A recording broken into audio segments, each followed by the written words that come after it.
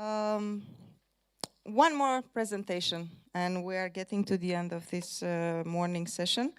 I will kindly invite Luis Maya to present his view from the national contact points. So you might not be aware, but you should be, if you are not by now, that in every member state and associated country, there is a person who's called national contact point. And Luis is talking, I think, about the network for energy and transport, who can also help you in doing or building your proposal. Luis. Thank you very much. Regarding the presentation, is it possible to start with the transport one? If it's not very complicated, it would be just a bit more logical. You can, I think. Okay, I'll just do an introduction. So my name is Luís Maia. I'm the Portuguese national contact point for energy and transport.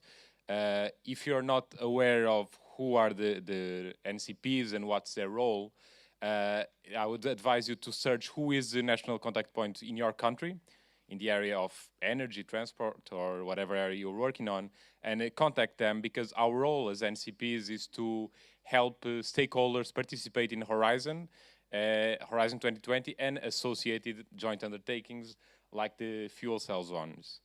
Today I'm just going to do a brief presentation about the two NCP network projects that I'm involved in, which is the Transport NCP network called ETA 2020 and the Energy NCP network called Sea Energy 2020. And this brief presentation, the goal is just to present you what are what we have to offer, what are the main components of what's on offer from these networks, and how can you benefit from there. So, starting with the ETNA 2020, the transport network, it's called European Transport Network Alliance 2020, and it's the network of transport NCPs. It does not involve all the NCPs from all the countries, all the EU countries, but we are open and we collaborate with all the NCPs from all the countries, and we have twinning events, etc., with our colleagues from any country. So we're open to all. So we're dedicated to the transport societal challenge for smart, green, and integrated transport, but also to associated joint undertakings, such as the fuel cell joint undertaking. And of course, what's our goal? To foster collaboration, to help stakeholders from different countries to participate in Horizon, and to make it easier for everybody to apply to Horizon 2020 calls. And we, the NCPs, of course, are the key players in this mechanism, but we try to cooperate as widely as possible with the other entities. So if you want to know more about us, our main contact information is on our website. And if you Google ETN 2020, you're going to find it, transportncps.net. And here on the website, you can find the main things that the network does. And I'm going to just give you a brief overview of what is on the website, which reflects what the network can provide. First of all, find your NCP. As I said in the beginning, if you don't know who your NCP is, you should probably try to find him or her and contact them. So as you can see, there are NCPs for, of course, EU countries and associated countries, but also there can be NCPs in third countries, like the US or China, etc. So you can search if there are NCPs there, because you may want to contact them if you want to include an international partner in the project, for example. Then we have something that we call EU Transport Landscape, and this is important. Why? Because, for example, if you're new to the area of transport, and when you start to get familiar with European projects and etc., you find out there are multiple institutions, and you probably find yourself a bit lost. It's hard to know who is who, what they are doing. So the point here, and why do we have this, is to give you a brief overview of who is who in the European transport landscape, namely European technological platforms, which, as you probably know, are have a very important role in the definition of policies. Then you have information about public-private partnerships, such as the JUs, are a kind of public-private partnerships, information on air and nets, and etc. Then profile databases. Here, this is a kind of a partner search tool in which if you're an institution, you insert some information about what you are looking for, what kind of projects, etc. And you indicate what topics you're interested to participate. And so the idea here is to put connecting people with the same interests and hopefully to eventually build a consortium. So events and trainings, what do we as a network do in terms of events?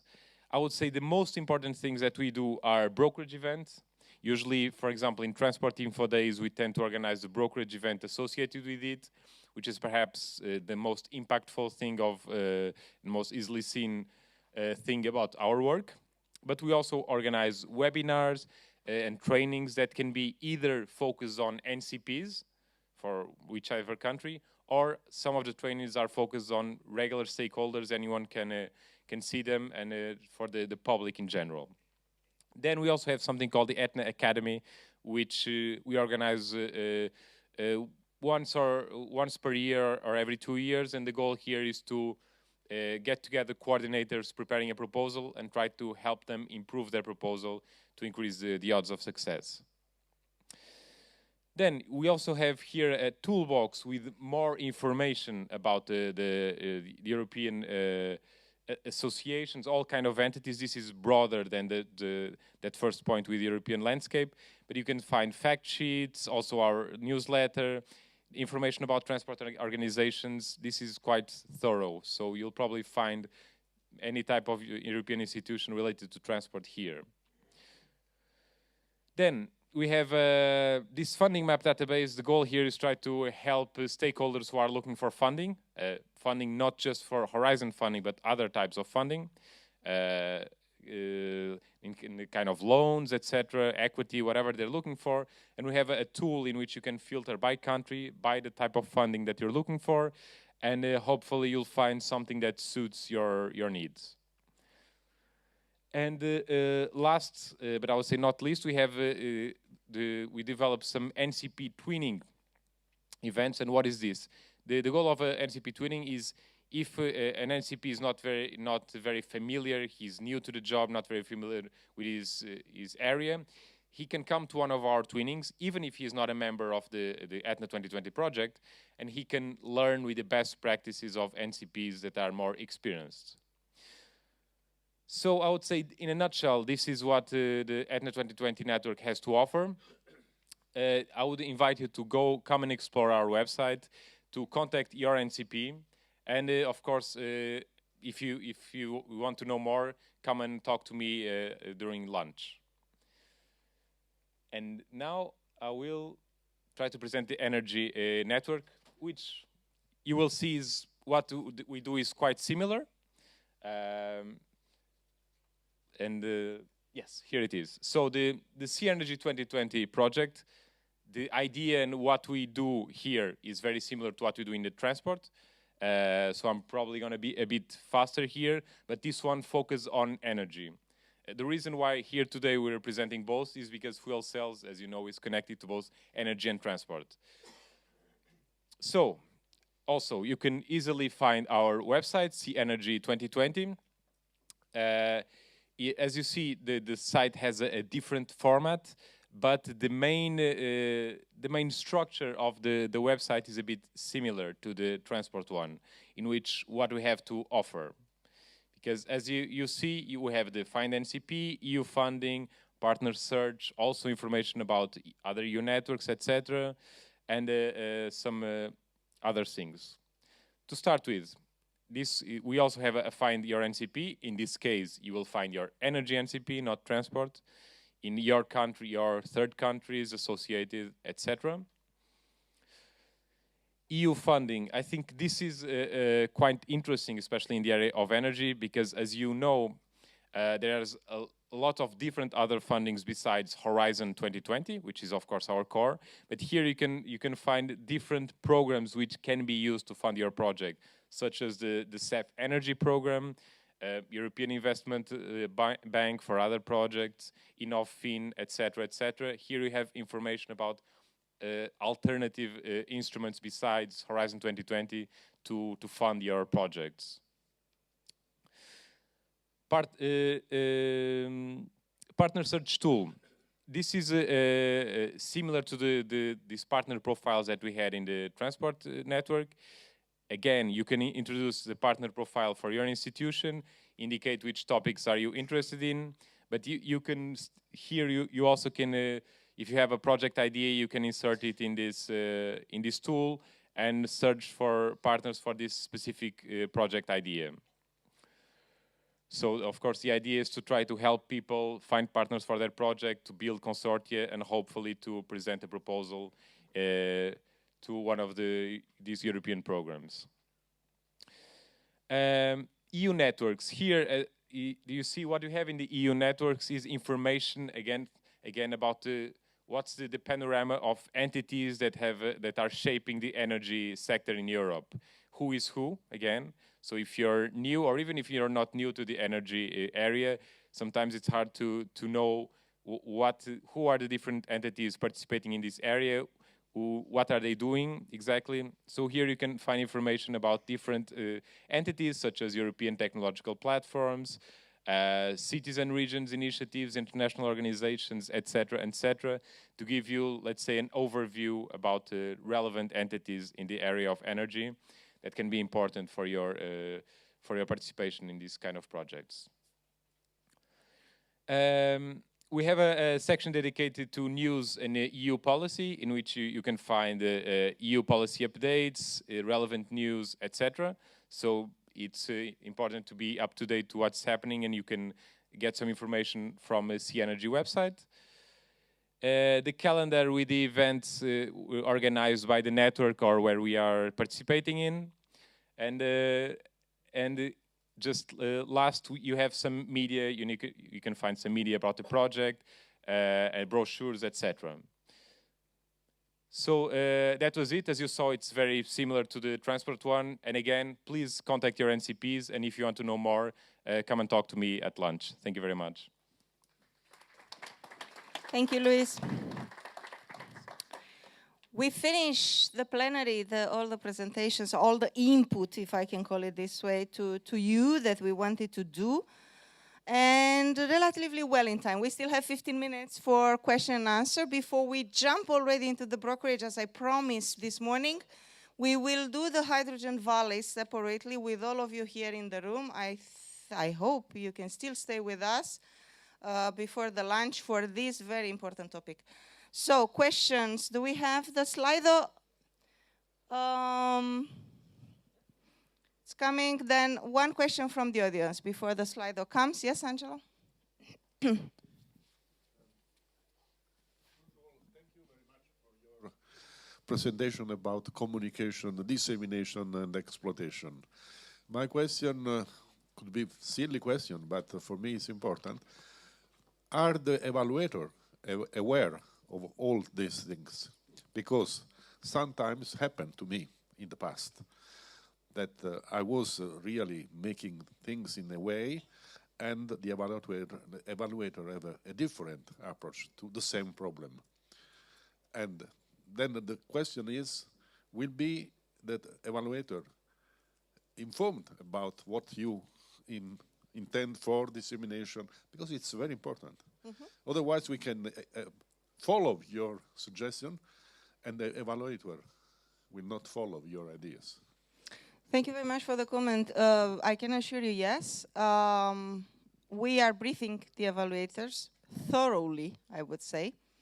And part of their briefing is even these slides, so they are fully aware of our requirements. And I can tell you some of these requests I have seen with the evaluators for a long time already. I told you the request came from them, in fact, the idea came from them, that they were very unhappy with half a page, which I mentioned on this, and they asked us to find a solution that they can get more information, because with the half a page, they were sometimes penalizing proposal or failing proposals.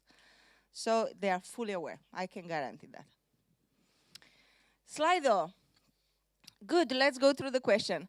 First one, are some legal documents expected to be signed by the time of the proposal submission, especially regarding the partnership, MOUs, letter of intents?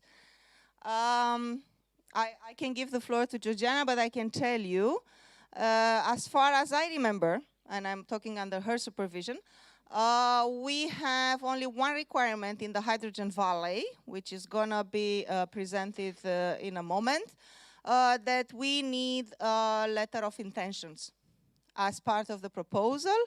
And why? Because our contribution is going to be much lower than the expected size of the project. So we need, for the additional funding or financing that that project will require, letter of intent at this level. We know it's very short time. We know we cannot have a commitment at this point, but an intent, a letter of intent, I think it's sufficient to give, how can I say, sufficient confidence to the expert that this project is going to happen and the risk is not so high that there are no other funding or financing options available. So, in a nutshell, no, with one exception, Hydrogen Valley, letter of intent required. That's the answer. Second, in the plan for dissemination exploitation question, please stop voting. Otherwise, my questions will disappear. In the plan for dissemination and exploitation, what standards will be used? I don't understand what do you mean by standards. Which standards are we talking about? Still standards? I don't think I have used the word standards. Scientific ones, kilowatt per hour, or IT ones, ETIL or COBIT? Honestly, I'm lost. I don't know how to answer to this question. Perhaps one guideline. We provide a template document called Draft Dissemination Plan for Exploitation and, Draft Plan for Dissemination and Exploitation of the Result.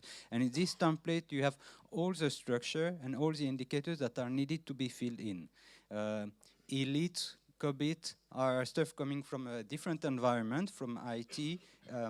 They do not relate here. Do not make your life more complex than what it is already. Go see the template and follow the structure which is indicated there. Thank you, Leonard. Communication. There is almost no communication of any FCHU project in the eastern part of Europe. Communication should cover the whole EU. How to reach this? Good question. Very, very good question. I think it's not for the purpose of this event. And I can only promise I'm aware of that, and we have to do something on that. What we did last year, I can mention already, we have done a hydrogen summit in Bulgaria, and going to Bulgaria and promoting FCHGU and its results. Going to Bulgaria, we stopped in Hungary and Romania, and we did two side events where we promoted this. And that was under the Bulgarian presidency, first half of last year. Same period this year, now before June, we will try to do a similar event under the Romanian presidency. So FCHGU, at least the program office, is very aware of this and is working on that. But like I mentioned in my presentation, we all have to do that. We cannot do it alone. We are here, 26 people, and we do our best to promote FCHGU and the results of our projects. But you should do it, and I would kindly ask you to pay attention also to that question. What will the future of FCHGU be in the next Horizon Europe in terms of governance strategy? Excellent question. Do you think I can tell you this today? No, really. That's a very good one. I don't know. Or if I know, it's not in our powers. So I'm sorry, this is a question for the policymakers, and we cannot answer to that. How could we justify an opt-out of the data dissemination plan? I think there is a mix in the wording. There is no data dissemination plan. There is a research data plan. So it's not, don't mix it with the dissemination. You see already, it's still a bit of still training to do on that. But to justify an opt-out, I think, first, you don't have to do it now. So I would prefer not to go into the details right now. At the proposal level, by default is opt-in, so you don't have a choice. Later, when we will prepare the grant agreement, you will have the option to opt out, and at that level, we will come and explain to you how to opt out. And which responsibilities will the work package leaders carry exactly when they are not project leaders? Whoa. Does anybody wants to elaborate on that? I can do it. I can talk the whole day. So I'm going to spare you, Mirela, talking the whole day.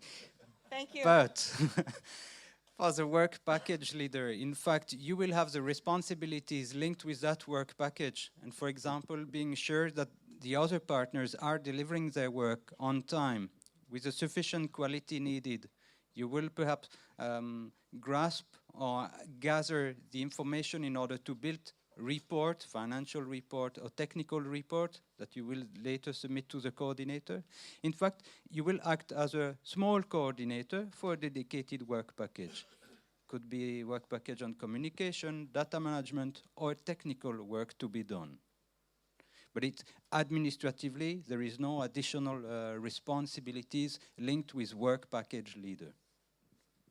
Thank you. Any question from the audience still? Yes, please, just wait a bit for the mic. Yeah. Thank you. Aart de Groot, TNO. I saw that there were a number of calls where you have a selection procedure during the project, and then you continue with one of the stacks or the technologies. How do you handle that in the budget of a project?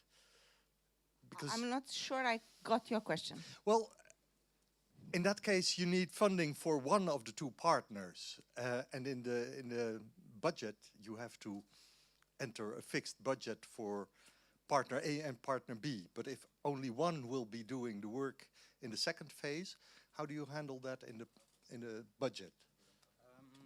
I'm not sure I understood, Yeah, but but all our topic of the call is single stage. We don't have something like stage 1, stage 2. No, it's one single stage. So for each partner involved in the project, you decide whether they would get funding or not. No, but there is one topic where it's written that it's one topic, I don't remember, where it's written that you start with 2 stacks, and then at certain point of the work, you choose which stack will be developed with 2 different developers. Then how to handle this? This is the question, huh? Okay, good that you gave the example. I don't know. It's an interesting question.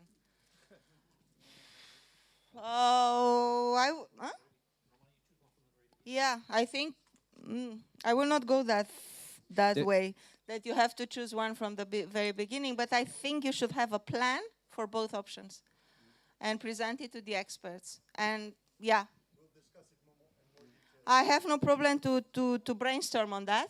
Yeah. Perhaps another hint, what we see sometimes in the framework of amendments of project, not in the lifetime of proposals, is you have a placeholder, the money on the shoulder of the coordinator, up until you reach the decision point for which technology or which fuel cell stack manufacturer you will go.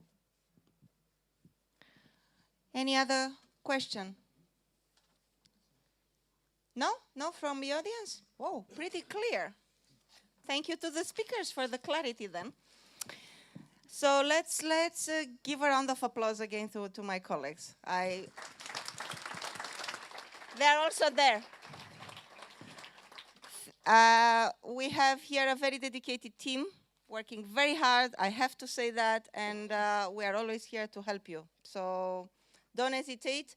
I'm not sure we have introduced in any of our slides, but if you have more questions, you have the contact details already on our website. It's the generic email address with the FCHGU, but you can also use the FCH projects one, where we have directly access to it. So please do not hesitate to contact us by any means and put questions to us, but do not expect we will write a proposal for you, or we will tell you how to do it. We will only advise, try to guide you, because why? We do not select the proposals. We have evaluators. They are the ones selecting the proposals. They are the one marking the proposals. And believe me, we cannot influence them. during the evaluation, and that has not been said, we have an observer. It's a very well observed process, and we cannot provide any additional information to the experts or influence them. If that's the case, we are in trouble, and we don't do it. So it might even happen that we have more information than the experts, and we are not allowed to say it. And this is my last message to you. Make sure that in your proposal, you put everything, because there is no additional information provided to the experts. Even if you believe that we know something here, which we might, we are not allowed to say it to them. They have only the proposal and the call. And that's what they are going to evaluate. So make sure everything is in there, because we are not allowed to influence this process. Okay? So if we help you, we will only help you because we're nice and because we would like to provide some advice from our experience. But we cannot guarantee that whatever we say is going to be true, or that the experts will agree with us. Okay? So with that, I think I pass the floor to my colleague Carlos Navas, who's going to now get into more details into the Hydrogen Valley specific topic. And this because we received a lot of interest from you. About 80% of this room have expressed interest for this topic. So then we decided to move it into, not in a parallel session, but to the plenary just before lunch, when we know you are very nervous. And I'll give him the floor to manage this part of brokerage. So thank you, Mirela. I will just try to do a very short presentation of the topic. In fact, it's two slides. And then what I will do is introduce 4 speakers who have asked to make some very short pitches. So before I get into my part, just so that people get ready and to make sure that we have the right order, these will be in order: Medio Tejo, Mr. Nogueira, the Haida region, Mr. Eckert, whole region, Dr. Rice, and Slovenia, Mr. Gerbeck. So I'll call you as I finish my just my short introduction into the topic. Let's see if I can get this right. The other way around. Of course I don't see it here, I don't see it there. Wonderful. What I'm going to do is briefly explain a little bit of the background of the Valley topic. I'm not going to get into all the explanation of the hydrogen economy and how it all works, but just simply to say 2 words about it. What we do for the most part is look at a hydrogen ecosystem where we have hydrogen, renewable energies into the system. They produce electricity. We generate hydrogen. This is illustrated here through an electrolyzer. It doesn't have to be that way. There are other methods of production of hydrogen, hopefully low carbon hydrogen. And then that hydrogen is used for a number of final applications. And broadly speaking, we're talking about industry feedstock, so that's one option. Another option is transport, and there are a variety of options within that sector. And of course, heating and cooling for homes, for buildings, commercial buildings, and so on and so forth. What you have seen a lot in our the FCHAU program, in our projects, and the vast majority of projects, essentially take one path. You will take renewable energy, we use an electrolysis, and then you basically have a bus or a car demonstration project like Jive or H2ME, or we have industry feedstock like H2 Future or Refine, or we have projects like, let's say, heating and cooling. We have Dencopem, we have PACE and Enfield. They also look at fuel cells for fuel cells for micro CHP or CHP uses, even if they actually use natural gas as the feedstock. But normally, essentially, it's a one pathway. There is one project that you may have heard about called Big Hit, which takes a next step in a very, very small microsystem, looking at joining different final applications into one little micro, I would say mini or micro valley. And what we want to do in this particular case is expand that concept into a much bigger and larger scale, something that has been on the minds of many for a number of reasons, where you basically will have to look at several of these sectors, industry, transport, and energy, to make it into a valley. And this is the background for the valley topic. It's an innovation action with a maximum funding maximum funding request of 20 million euro, not a penny more, okay? So this is an eligibility criterion. What we want to do here is to develop, demonstrate, and deploy replicable, and this is one of potentially, at least in my view, one of the keywords, a balanced and integrated fuel cell and hydrogen overarching solutions in both energy and transport fields, okay? What we want to do is essentially illustrate what I just explained in the previous slide on a large scale. How do we do that? We need to have at least 3 fuel cell hydrogen applications in 2 of the 3 sectors that I mentioned before. So you can choose any of the 2 of the energy, industry, or transport. Pick applications within those, and make sure that you deploy applications for those. So if you do cars and buses, that's not 2 sectors, it's 1, it's just transport. Okay, then you would need to do something else on energy or for industry, just to keep that in mind. We need to have a minimum size, and this is a key, let's say, aspect of the project. The overall amount of hydrogen that needs to be produced and used, so not just produce it, but use it, within the project should be in the order of at least 1,500 tons of hydrogen per year, okay, with a minimum of 20% of that, or about 1 ton of hydrogen per day, per application. This is done so that we essentially ensure that there's not one major application that takes the, let's say, over the majority of the funding, to the detriment of all the other applications. So you don't have a huge bus demonstration project with a little bit for a micro CHP unit in the basement of some house, but the things are more balanced, okay? So this is essentially, this is one essential requirement that you really need to pay close attention to. The hydrogen should be 100% green by the end of the project. At the beginning of the project, please read the call text. I know our colleagues have said this. Should be at least 75%.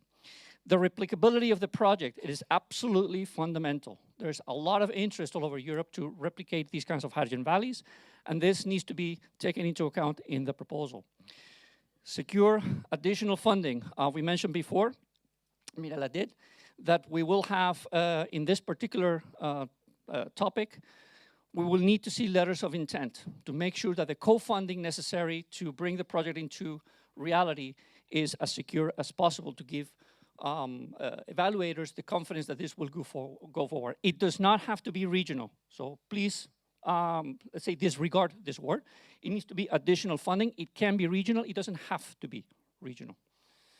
And last but not least, you need to have a roadmap. This valley is not just simply a one-off. It's not a project that you do for 5 years and then you dismantle the whole thing and then go home and that's it. This needs to be a step into a longer-term vision, a longer-term plan. Okay. With this, I will stop. I don't really want to take much more of your time. These are the broad outlines. Please read the text. Again, it's 3 pages long. It's worth your time to really go through the details of that. And what I will do now is basically pass the floor to 4 potential projects that wanted to pitch their proposals in a rather brief format. And I will give the floor first to Mr. Marcos Nogueira from Mediotation, Portugal. Thanks, Carlos. 3 minutes. Okay. Good afternoon.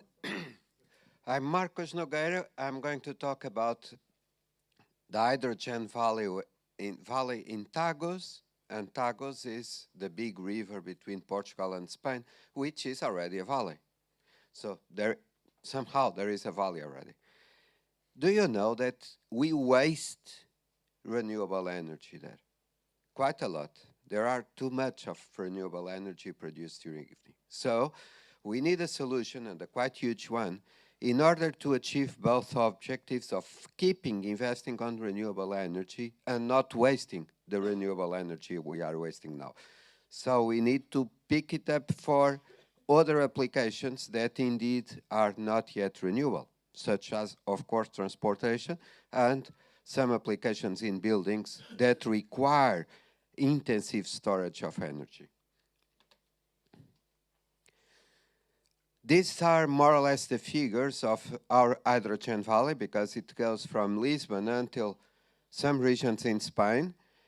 and it makes a lot of inhabitants and a very strong amount of wind power installed, and part of that wind power is stopped at night, so there is free renewable energy to be used for hydrogen.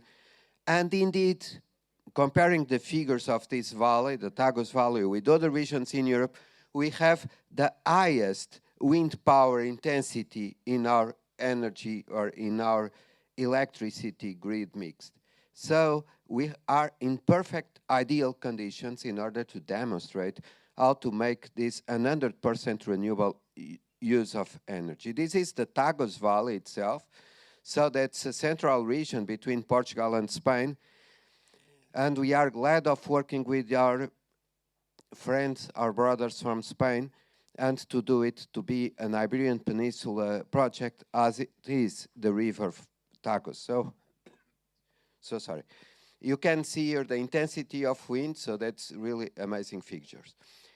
Okay, the valley is complying with most of the objectives in the call. I'm here in afternoon. I will be very, very happy of discussing with you the figures and the objectives. This is a very open valley, and indeed the cities involved, like the city of Lisbon, is a very open city. So keep in mind that we are open to work with all of you, because we need to make it to be replicable, so we need to do a project with Europe, not only Spain and Portugal, but also because we need your knowledge, your technology, your capacity, your capabilities to be part of this valley. We are aware that it's only one valley that is going to be approved, so we have to make sure that our valley has everybody on board and is really an European one. So the integration is, of course, mobility and other uses, as I said, but just a keyword about mobility. There are uses on mobility, especially in the Spanish province of Extremadura and also in our provinces in Medio Tejo and others, that need very quickly, very urgently shifting light rail to electricity, because they are still diesel. And hydrogen is very much an opportunity for this. So hydrogen is not only from an energy, a renewable energy that is free and available and waste, but that's the only technology to convert it to mobility. So the opportunity is amazing. There is a vision for 100% renewables in 2050, and in Portugal there is a strategy for hydrogen, so everything is in place in order to progress. Okay, the replicability and of course the partners we are welcoming, but let's discuss it in the afternoon, and the contacts. Please take note of the contacts, get in touch, be part of this. We would be glad of having you on board. Thank you. Thank you very much. Thank you very much. So now the floor is to Martin Ecker from Heide. Please make it short. Of course, I think we all want to go to lunch, so I only have 3 slides. And yes, at first a warm and friendly welcome and moin from Schleswig-Holstein in the north of Germany. We are directly about at the North Sea coastline, about 70 kilometers northwest from Hamburg. In that region, we are still an initiative of Entree 100. It's the energy system transformation towards 100% renewable energy. That is our idea, what we want to do in Heide. Our Hydrogen Valley project should be the whole industrial hydrogen value chain. We want to start with electric power, and even in the region of Heide, we have about 5 gigawatt installed wind power. I think it's a little bit more than Portugal, but doesn't matter. We need, all of us, we need quite more, yes, indeed, if we want to do that. So we have about 5 gigawatt wind power. We want to do that wind power to electrolyzers. We want to do and go on to hydrogen. We have a refinery still in the region. They want to go to green hydrogen. They want to go to green fuels. So we have the transport section. We are still having caverns in the region. We want to have a very new pipeline system to go with the hydrogen inside to the city. And even we want to have synthetic processes to methanol and by Fischer-Tropsch synthesis to getting hydrocarbons, green hydrocarbons. And even I think we have a solution what we want to do with the oxygen, because there is a very special industry and they want to get all of the oxygen to get with an oxy-fuel process to produce pure carbon dioxide for getting for the synthetic processes and even the heat. And you see there are a lot of acronyms with 100. So that are our projects we are still developing now. And yeah, please, you can join us. And there are two cases. We have projects that still in running, Kerosene 100 and Carré 100. Carré is a project in an urban use case, and kerosene is a project with a refinery to get green jet fuel. Why can we do that? That is a view of the region of Heide. That is about 10 to 7 kilometers over there. There's a refinery of Heide. There's a big industrial plant. Every blue dot is a windmill. That is a transmission line. We already have here a transforming substation with 380 kilovolts and 110 kilovolt. It's about only 800 meters from the refinery. We already have the city with the urban quarter, Carré 100. So, yes, please join us. We want to do the way to go to a hydrogen valley, of course. And yes, for every question, I'm here up to afternoon. Thank you. Thank you very much. Thank you for that presentation. I think next is Dr. Rice from Hull. It's okay, you can take a moment to step up. Okay.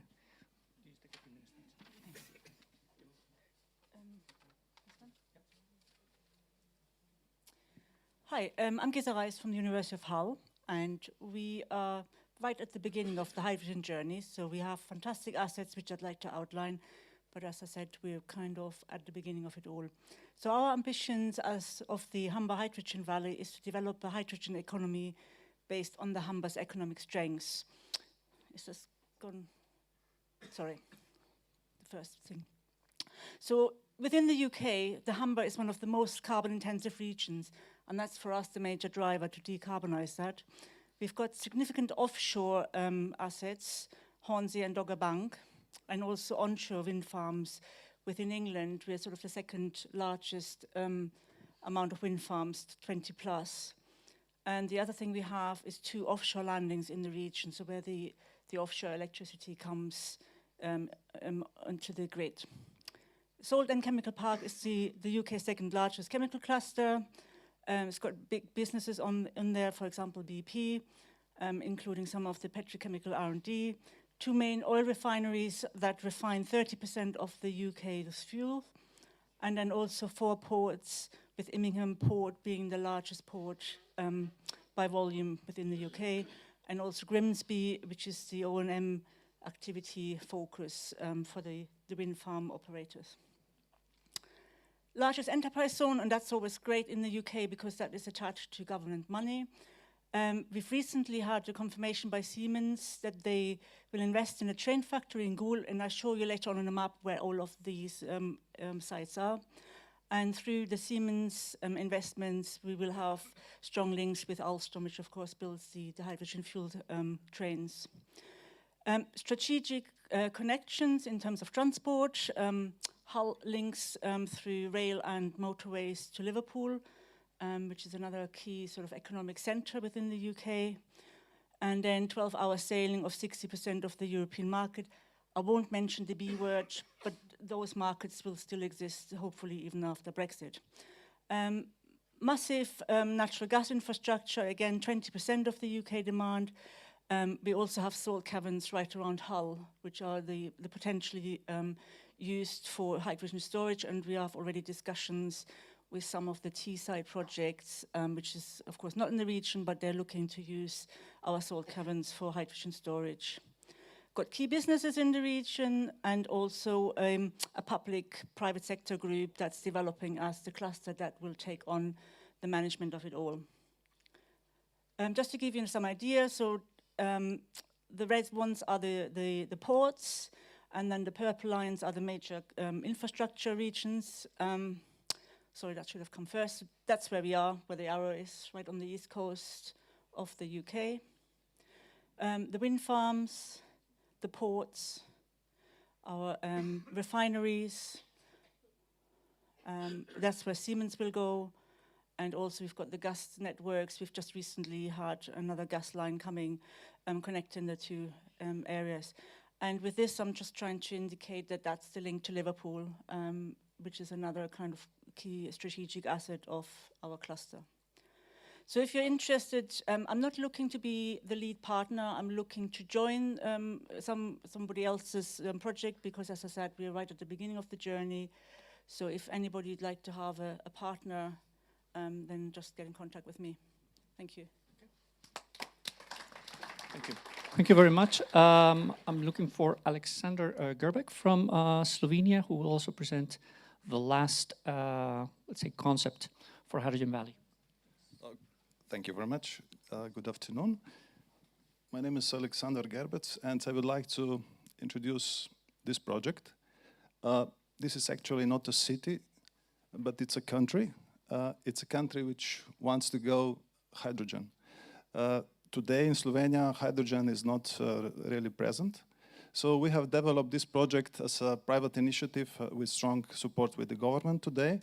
And we have came to the point that we have to start preparing shopping list. Equipment which shall be specified are electrolyzers and buses and cars and CHP systems. So, as I mentioned, the project was designed basically from TSO perspective. That's why we gain very strong support from the Ministry of Infrastructure. Of course, also Ministry for Environment is very strong sponsor because of the emissions.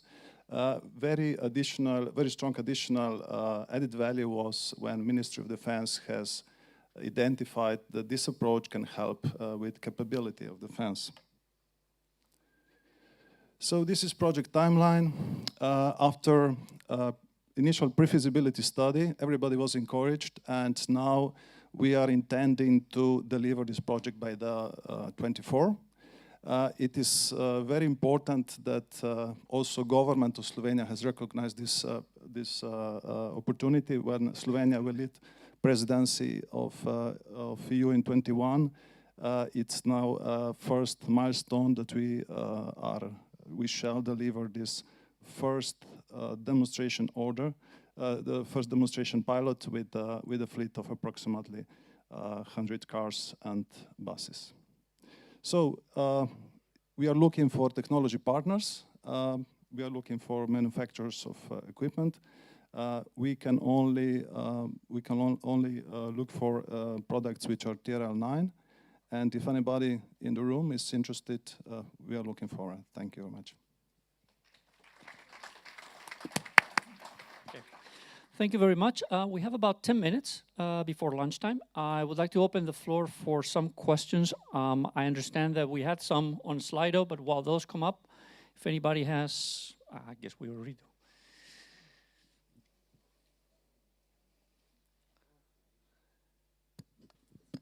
Thank you.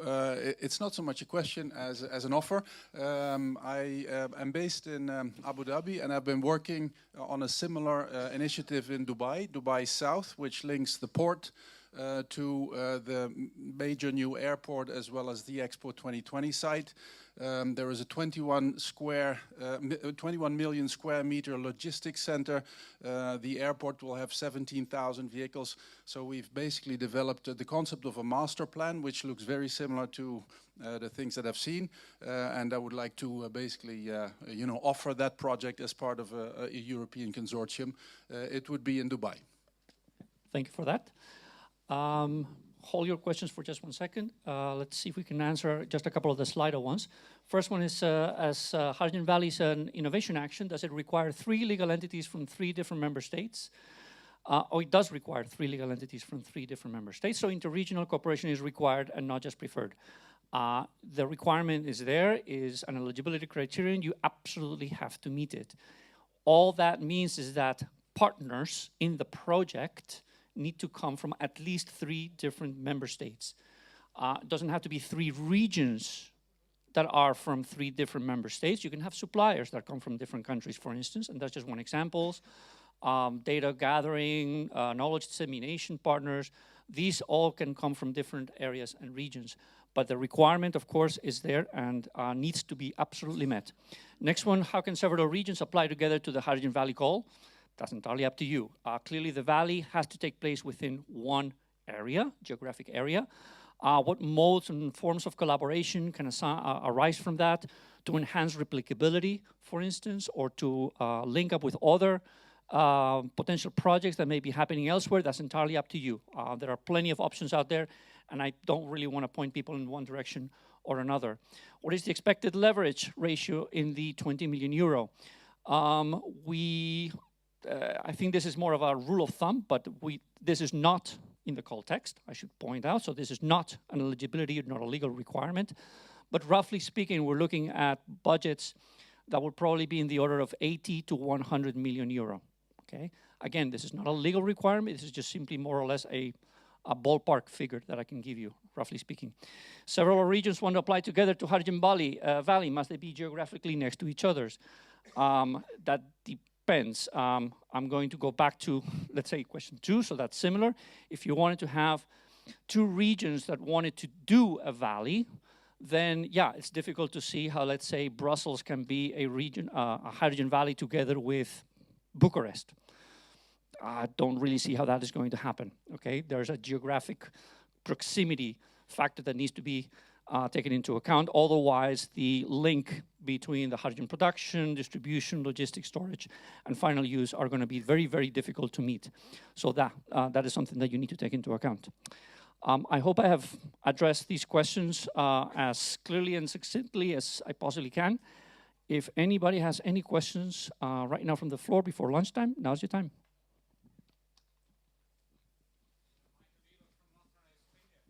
Can you a microphone is on its way. Is there a minimum financial share that partners from other countries have to contribute to the project budget, or is it just some participation in the project required? Could you repeat the question, please? It's about the international partners from other EU countries in a Hydrogen Valley projects. Do they have to bring a minimum financial share, or just do they have to contribute to the project with, for example, dissemination tasks or something like that? That's entirely up to you. The requirements are the same as for any other in action. So in terms of co-funding, the funding rates were already explained by my colleagues earlier in Innovation Action. So for private partners, the maximum contribution is 70%.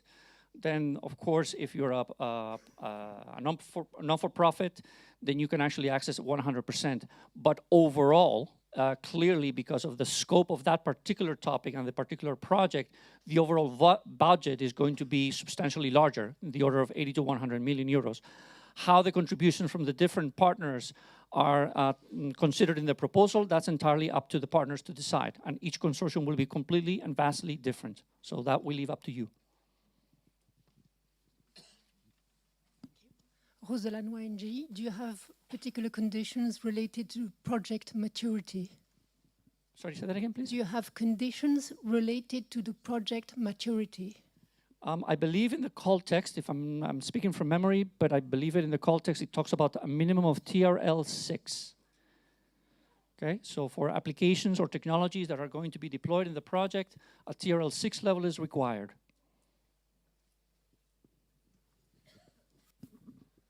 I have a question about the dissemination and communication about hydrogen valleys, because we had like more than 90 regions that applied for at least the meetings of cities and regions. And there will be only one valley project. So how will you make possible that all the 90 regions take advantage of this experience, and how do you want this project to communicate to the other 90 regions? Well, I can tell you, and this is a question that kind of relates a little bit in a different context, but this was made before to Mirella. With respect to the Eastern Europe, this is no different. At the end of the day, projects and a high visibility project like this one would certainly need to put together a communication and dissemination plan that takes that into account. At the very least, to be honest with you. We from the program office, of course, we will actually try to work with projects and with other actions, but certainly the project would need to take this into account very, very strongly and very, very carefully. So I would certainly look for that kind of thing in it. Alexandra Samstay, Accio Energy. My question is now on the screen, but I take the opportunity to explain it better. Yeah. You are requesting guarantees of origin for green hydrogen. And my question is the project getting additional points whether if the energy actually comes from renewable energy power plant, like a real one, not only guarantees of origin? Thank you. I would have to look at the call text. I don't believe we have any specific, there is certainly no marking system whereby you get extra points for one or the other. There's a definition or definitions that need to comply with those that came out of the Certify project, as far as I can recall. Don't know if there's any other information that you can provide here. If I can add. So there is a requirement in the topic first that at the beginning of the project you have 75% of hydrogen produced from renewables. That's a requirement clearly of the topic. Then it's recommended, it's expected that the project uses or starts to use the Certify certificates. So of course, if we will have two projects, one having something about certificates, or in the intention at least, to start using this because it's one of our initiative and we believe in it, and another one that is not mentioning at all this, I think the experts will give, if not a point, half a point more. Or if they will have to rank between the two, will prefer the other one. So I'm not saying it's part of the evaluation, it's a strong requirement, it's an expectation. English language is helping me a lot in explaining this. Yes.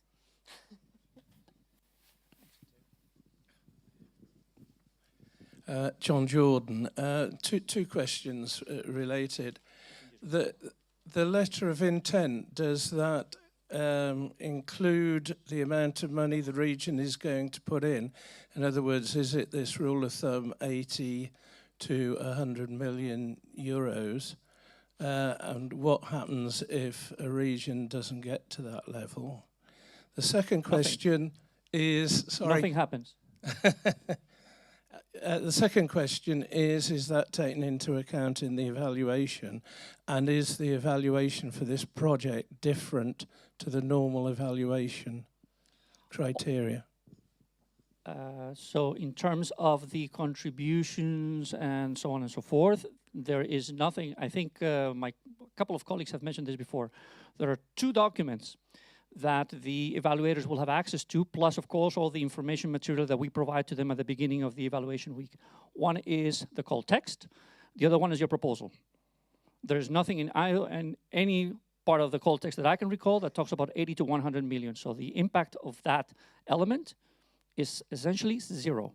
It's just simply a rule of thumb that we give in response to what is the expectation, more or less. And that expectation is what gave rise to the demand for hydrogen production and a number of other factors. But it is not legally binding, so no impact. Sorry, but just to protect ourselves and maybe to explain from where it's coming, our 80 to 100 million. You might say that this is what we dream. No. So we say, in the scope, I'm reading from the call text, for the size of the project, so it's exactly your question, it is expected that at least 1,500 tons per year or 5,000 kilograms per day hydrogen capacity is deployed. So that's the rule of thumb and we just said probably 80 to 100 million project. So that's from where it comes. Of course, if you can do it cheaper, even better. So that's our guess of 80 to 100 million, which comes from these requirements of the size of the project. So we just wanted to give you a bit of an indication. Again, we leave it up to you to do these requirements of the topic and come to, I don't know, what will be the budget. This is our expectation. Any other questions? Everybody's hungry. All right. Sounds good. Then I think we're done, at least with this part. Yeah. Thank you very much, Carlos, for handling this this session. Before you move to lunch, just few logistics things. I mentioned this morning that, can anybody listen? Everybody listen to me, please. So, we have now a lunch. I would kindly ask you that everybody leaves this room and goes into the auditorium, because this room has to be rearranged in 2 separate rooms. So we have to split this room. So please take everything with you, move into the auditorium. If you need to leave your luggage or your coats or anything, there is a space there in that direction. People will guide you. That's one thing. When the lunch is finishing, we will break into the different parallel sessions. So 2 sessions will be here, transport and energy, and the session on cross-cutting will be on the 4th floor. You have to take one of the elevators, either this side immediately, preferably this one. You will be guided by our assistants. On this one, 4th floor are offices. So I would kindly ask you to keep silent and don't go around on the corridors, otherwise you will be kicked out. So there are offices, people are working in there. So please be silent, go to the room, follow the thing, and come back. We apologize for that, but there are no other possibilities to accommodate everybody to do the brokerage event. And then finally, I'm looking at Lionel, he's telling me what to say. Finally, when you finish with the brokerage event, again, people coming down from 4th floor come back here. And everybody, I would kindly ask you to go back into the auditorium. There's going to be a networking. I hope by now you have met all your partners and you have done a nice, you have had a nice discussion, and then you can continue networking over a drink. So, yes. Yes. For the pitches, I mean, similarly to those that happen for the Hydrogen Valley, whoever still wants to present 2-3 slides and has not provided yet the slides, it's still a possibility. 15 minutes before the brokerage event starts, you can go into the room, the 2 rooms here or the one on the 4th floor, and provide your presentation. Please present ideas and not company. For that, participant portal, express your interest, present your company. Here, we would like to hear ideas, build projects. That's the meaning of the brokerage event. I think with that, I've covered everything. Lionel is happy.